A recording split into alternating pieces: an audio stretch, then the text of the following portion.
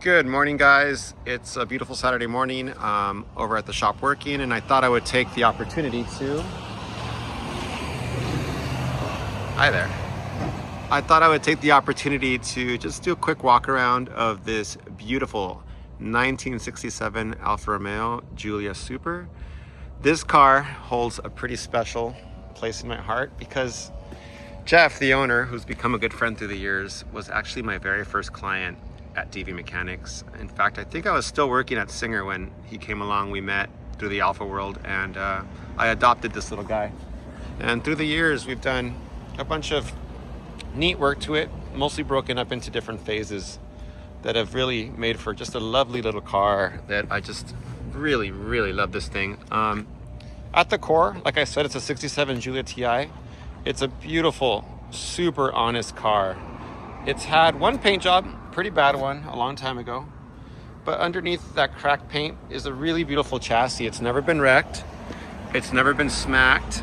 It's never been rusted, at least not heavily. It's never had floors or any structural work, which is really appealing to me. Just because the complexity of the metal on these cars is such that it's just so hard to fix up stuff. It's completely and totally doable, and I do it. But man, anytime that I can avoid doing metal work and concentrate on doing what I'm best at, which is mechanical work, it's always a big plus, and it's a time saver and a money saver. Most recently, Jeff decided to remove the bumpers, which is cool. It really does look like a TI Super now. But because of that, it got a light impact in the back, maybe when he was in a parking lot or something. So it bent up this bracket, it cracked the glass of the illumination for the license plate, it bent the plate and plate bracket. So I fixed all that up, I straightened it all out in the shop. And then I kind of moved on into the trunk and cleaned up the metal underneath. Let me pull this rubber setup. Yeah, I put a new spare on the original spare rim for him. I cleaned up the bottom. I did a little WD-40 over all the surface rust that the trunk had. And, it's just a way to keep the car lasting longer. If you can prevent rust from spreading and growing and thriving, you're gonna allow the car to live a lot longer. But yeah, overall, it's a really straight car. It's a really honest car. The gaps are great, all original metal, and just a really beautiful little car that's so fun to drive. You don't have to worry about scratching it or hurting it.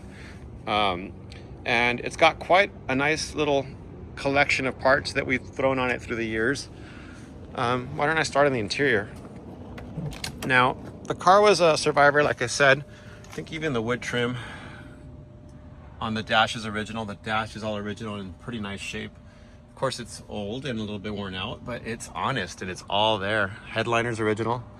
We did do a full interior in it. We used the original beautiful olive gray color, and we put together a beautiful restored interior for it. It really needed it.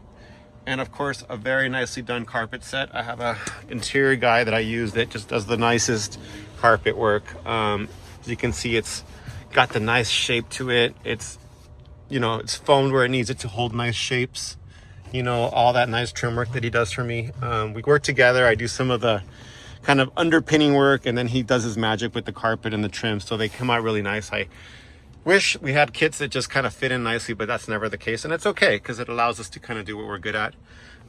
Most recently, this little dashboard or ashtray plastic bezel broke, so I just made him a neat little piece there just for fun. Look kind of old school. Radio block-off plate. Radios have no business in an Alfa.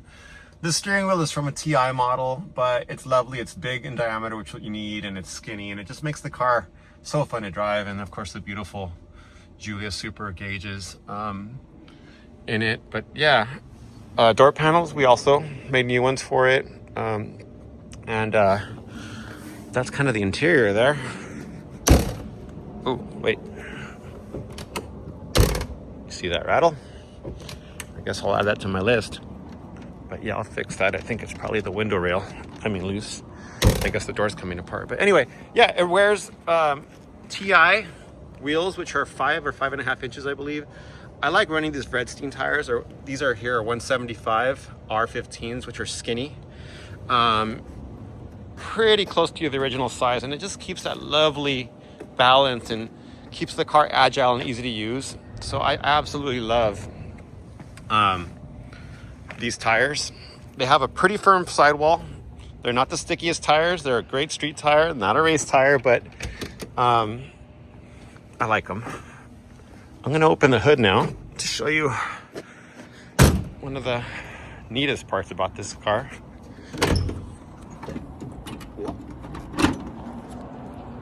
And there you go. So what we have here is a 2-liter with dual spark plugs, aka twin spark, that I built for Jeff. It's a really nice build. I blueprinted this thing top to bottom. Good pistons, really nice rods, polished crank, beautiful cylinder head work that we did here at the shop. This thing flows air nicely. It runs Spanish 45s. It runs full radius intake trumpets behind this Piperglass foam filter. We make our own vacuum plates for that. And as you can see, this guy wears its patina, but despite looking a little gritty, it is a solid car. There's no structural rust in it. It's running an aluminum radiator, an aluminum oil cooler, small battery. I believe that's the Alfa exhaust system, which I like. They're very light and thin-walled. They're nicely made. Modernized alternator, not the generator anymore, because we actually want this thing to have a good electrical system. Obviously a twin firing distributor, 2 coils down there. This thing made an honest 189.9 horsepower, which I know it doesn't sound like much. These days we're hearing about 200, 220, 230, 240 horsepower Alfas. But let me tell you, this honest little 190 horsepower is a real ripper. I mean, especially on this car with this wheel and tire package. Yeah, I'll be honest, I've yet to see like a true, honest 2-something horsepower car. I just haven't seen one yet. That's all I'll say about that. But anyway, this thing is really fast. It has the character of a small engine, like maybe like a 1600. It feels like maybe like a GTA 1600. It revs high, it's angry, but it's also totally street friendly. You can sip your coffee and short shift it and just have fun with it. It's a great engine package. I think Jeff will agree. This thing is amazing. Like, it's just a great little engine package. Did a really nice gearbox and rear end in it. Did all the brakes and suspension in it. But if you were to just walk around the car, you'd never know it, because she's kind of a beater, you know? Like, it's got cracks in the paint, major ones, and it's got it's patina, you know? But beneath all that, there's some good parts in it. Now, that 190 horsepower goes through that tiny little patch of tire. And let me tell you, it's an absolute blast. It's just super duper fun. It does have some little bling here and there. It's running the lightened trailing arms, which are just eye candy, really. I love those things. Same thing in the front. I think it has a lightweight spring pins. Take a little mass out of there. It's nice. Coney reds, 2-liter brakes, stuff like that. The grills are there. But yeah, this is one of my favorite cars I've ever worked on. It's always a pleasure when it comes in. I serviced the car over the past week, and a service isn't just a fluid change and, you know, get you out the door. Like, when I did this service, I really went through the car front to back. I did an electrical tune-up. I synced the carbs. I did all the fluids. I checked the brakes. I got new tires. But I also went and just kind of lubricated bushings and cleaned and sprayed some of that surface rut that's been developing over the past couple of years on this car. Jeff was going through a home renovation. The car kind of got left outside for a while under a cover and had humidity issues. But, you know, we got it back into service before it was an issue. This car's going to live a long time. I like to exercise the cars. I like to take them out on nice warm days, open the windows, let them breathe a bit. Well, geez, I'm running out of stuff to say. But anyway, I'm going to try to do videos like this on the cars I service and work on in the coming months and from now on. This is just a neat car that you normally just walk right past, but really it has a lot going for it. It is a real blast to be in and to drive. If you've never sat in an Alfa, I mean, look at that visibility. It's like you're in a glass bowl or something. It's so neat, so small, light, agile, and it's truly, truly what makes Alfa Romeo. So I hope you enjoy this video.